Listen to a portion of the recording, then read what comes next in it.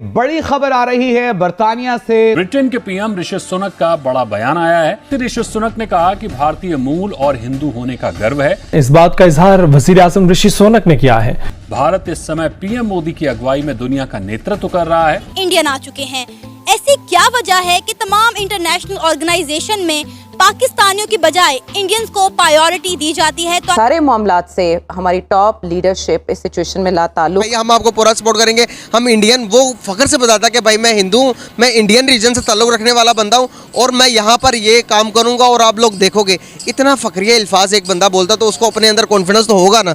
क्या जय हिंद दोस्तों, ब्रिटेन के तत्कालीन प्रधानमंत्री ऋषि सुनक, जो कि एक भारतीय मूल के व्यक्ति हैं, उन्होंने भारत को लेकर अपनी कुछ ऐसी स्टेटमेंट दे दी है जिसे सुनकर पाकिस्तान की सरकार को जोरदार मिर्ची लग रही है। प्राइम मिनिस्टर की बात की जाए तो हर जगह इंडियन नजर आ रहे हैं, क्या वजह समझते हैं? जी, आपने ना टॉपिक अच्छा मुझे बताया, क्या नाम है, इंडियन हर जगह पे इन्वॉल्व हो रहे हैं। भाई उनका एजुकेशन कल्चर हमारे से फास्ट चल रहा है।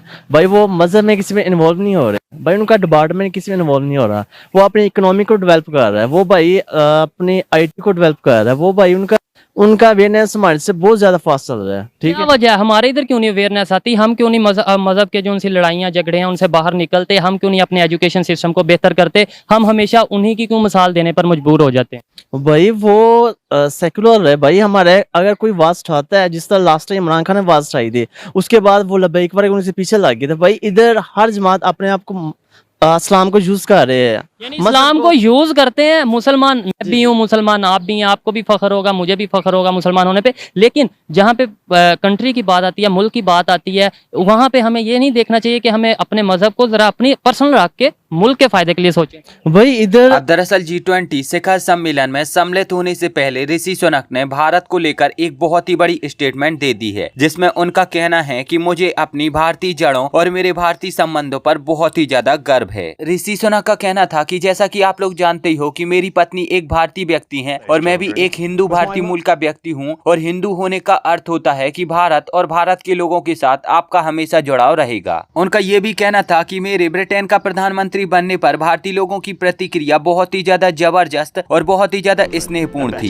भारतीय मूल के ब्रिटेन के प्रधानमंत्री ऋषि सुनक का यहाँ पर कहना था कि प्रधानमंत्री बनने के बाद जो मैंने अपना सबसे पहला काम किया था वो था डाउन स्ट्रीट पर दिवाली का विशेष समारोह आयोजन करना, और उस वक्त मुझे बहुत सारे ब्रिटिश भारतीयों का स्वागत और सम्मान करने का पूरा मौका मिला। साथ ही साथ पूरी इमारत को रोशनी और फूलों से सजा हुआ देखना, ये मेरे लिए बहुत ही ज्यादा भावनात्मक और गौरवपूर्ण पल था। इतना ही नहीं, आगे उन्होंने अपने बयान में अपने सास ससुर का सम्मान करते हुए उन पर भी अपना गर्व जताया। उनका यहाँ पर कहना था कि मुझे हमेशा से ही अपने सास ससुर पर गर्व है कि वो दुनिया की इतनी बड़ी कंपनी से जुड़े हुए हैं और दुनिया की इतनी बड़ी कंपनी के मालिक हैं। अब अगर आपको नहीं पता कि इनके सास ससुर कौन है, तो इन्फोसिस कंपनी के मालिक नारायण मूर्ति और उनकी पत्नी सुधा मूर्ति इनके सास ससुर हैं। अब ऋषि सुनक ने खुद ने अपने बयान में पूरी तरह से ये बताया है कि वो भारतीय मूल के व्यक्ति और भारत से उनके संबंध होने पर कितना ज्यादा गौरवान्वित और खुशी महसूस करते हैं। लेकिन जो पाकिस्तान जैसे देशों की सरकार है, वो ऋषि सुनक को भारतीय मूल का नहीं बल्कि पाकिस्तान मूल का बताते हैं, और वो ये बताते हैं कि ऋषि सुनक के जो माता पिता और उनका जो परिवार था वो भारतीय पंजाब का नहीं बल्कि पाकिस्तानी पंजाब का था। और इसीलिए ऋषि सुनक का ये जो बयान है, ये सुनकर पाकिस्तान की सरकारों को बहुत ही ज्यादा मिर्ची लग रही है। वो कह रहे हैं कि भाई हम आपको पूरा सपोर्ट करेंगे।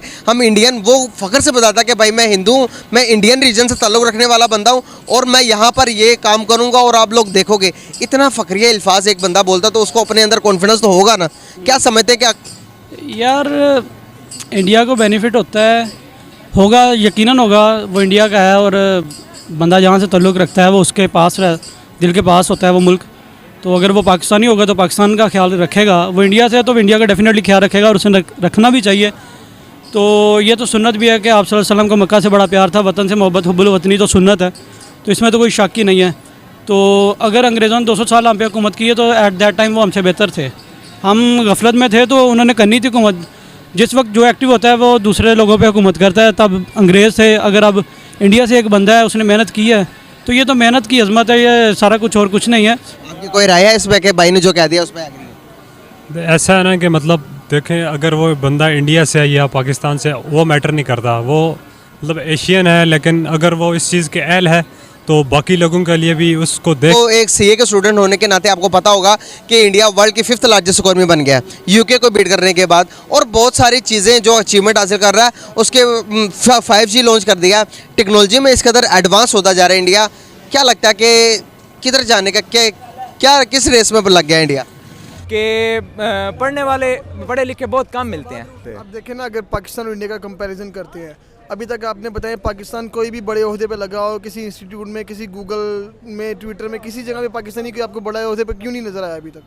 देखिए हमारे सर्कमस्टेंसेस जो हैं वो इंडिया से डिफरेंट थे, ठीक है। हमारी जब हमें इंडिपेंडेंस मिली उसके बाद से हमारी स्ट्रगल्स डिफरेंट हैं, हमारी जोग्राफी डिफरेंट है, हमारे साथ जो इंसिडेंट्स हुए हैं बट अल्लाह का करम है हम पे कि हम सर्वाइव कर रहे हैं और इंशाल्लाह हम लोग आहिस्ता आहिस्ता, चाहे स्लो ही सही, हम चल रहे हैं। हाँ, इंडिया के आईटी है, बहुत आगे हैं वो आईटी में। गूगल का उनका सीईओ है, वो भी आईटी का जो वो हेड है, ट्विटर में भी हैं उनके काफ़ी ज़्यादा। तो इंशाल्लाह हम करेंगे तरक्की, लेकिन अभी हमारा अभी वक्त है। क्या हमारी तरक्की की मेन लैग कहाँ आ रहा है हमारे पास? मेन मुझे लगता है कि मेरे मुताबिक हम लोग एक तो कंफ्यूज हैं और हमारी जो एजुकेशन सिस्टम है ना वो बहुत वीक है। हम लोग वही जो हमारी किताबें जो मैंने पढ़ी थी वो इंशाल्लाह मेरे बच्चे भी वही पढ़ेंगे और वही जो है वो, तो इस वजह से हम लोग लैग कर रहे हैं। तो प्रैक्टिकलिटी नहीं है हमारी स्टडी में, वो रट्टा मार दिया, वही पैटर्न चल रहा है, जो मैंने दिया है वही मेरे छोटे बच्चों ने भी देना, तो कहाँ तरक्की किस तरह होनी है हमारी? और डायरेक्टली चेंज होने की उसको एक एजुकेशन दें, प्रॉपर एजुकेशन अपनी सेट करें, आप बेस सेट करें, यकीन करें आपका मुल्क कहीं से कहीं जा सकता है।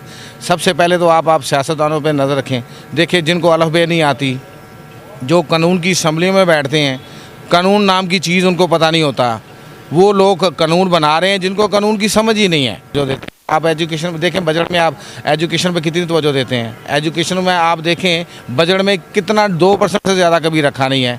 आप जितना किसी चीज़ में गुड़ डालेंगे उतना ही मीठा होगा ना। आप देखें, आप एजुकेशन पे 2% दे रहे हैं और वो जो फिल्म इंडस्ट्री है दूसरे उनको आप टैक्स फ्री कर रहे हैं। आप देखें, एक मेरी बेटी अब यूनिवर्सिटी में पढ़ती है तो वो 5% आप देखें कि उस पर एजुकेशन पे वो टैक्स ले रहे हैं मुझसे एडवांस टैक्स की शक्ल में। भाई ये क्यों? आप इंडस्ट्री जो फ्री ऑफ कॉस्ट जो आ जाएँ वहाँ पर कोई टैक्स फ्री सनद दी है, आप प्रमोट जिस चीज़ को करेंगे तो जारी बात उसका आगे फल भी उसी चीज़ का ही मिलेगा। आप एजुकेशन को तवज्जो नहीं देते। अब रायमा जो आप देख लें, किसी भी लोग से पूछ के देख लें कि जितनी इनकम लोगों की है इस वक्त तो लोग बहुत तंग आए हुए हैं। ये देखें बिजली के बिल हैं वो एक गरीब आदमी वो पे नहीं कर सकता। अब आप देखें महंगाई के दूसरे आप सब्जी जो है ये ज़री मुल्क हमें कहते हुए शर्म आती है कि ज़री मुल्क है, इसके बावजूद भी आप सब्जी आप 100 रुपये से कोई कम सब्जी मुझे दिखा दें आज के दौर में। एक मजदूर की सैलरी जो है